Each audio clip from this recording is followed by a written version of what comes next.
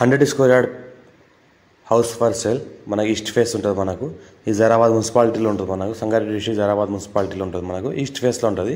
40 wide రోడ్కి ఉంటుంది. ఇది చూసుకుంటే మనకి ఏంటంటే కింద మనకు సింగిల్ బెడ్రూమ్ 3 ఉంటాయి, పైన మనకు సింగిల్ బెడ్రూమ్ 3 ఉంటాయి. G+1 ఉంటుంది. మనకు ఫుల్గా పర్ఫెక్ట్గా మనకు టైల్స్ మార్బుల్ గ్రానైట్తో చేసింది.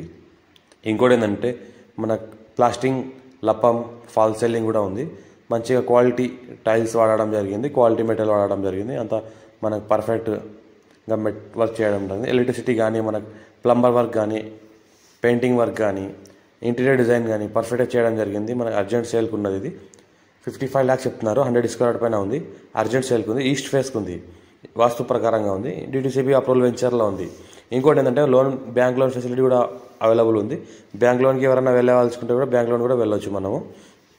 ఇంకోటి ఏంటంటే చాలా ఛాన్స్ ప్రాపర్టీ, అర్జెంట్ సేల్కి ఉన్న ప్రాపర్టీ. ఇది clear title square feet Zaheerabad municipality అండర్లో ఉంటుంది మనకు. ఇంకోటి ఏంటంటే మనకు ఈస్ట్ ఫేస్లో ఉంటుంది.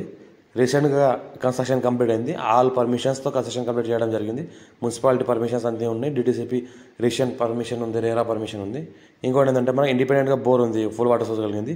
ఇది మనకి ఏంటంటే గ్రౌండ్ ఫ్లోర్ ఇంతకుముందు చూసింది. ఇది మనం చూస్తున్నది ఇప్పుడు ఏంటంటే మనకు ఫస్ట్ ఫ్లోర్ చూసుకుంటే మొత్తం మన ఏంటంటే 1 BHK 3 బెడ్రూమ్స్ ఉన్నాయి. కింద ఏంటంటే మనకు 1 BHK 2 బెడ్రూమ్స్ ఉన్నాయి. రెంటల్ పర్పస్ కూడా ఇచ్చుకోవచ్చు. మనం రెంటల్ పర్పస్గా ఇస్తే కూడా మనకు 1 BHKకి ఏంటంటే 5,000 మినిమం ఉంది.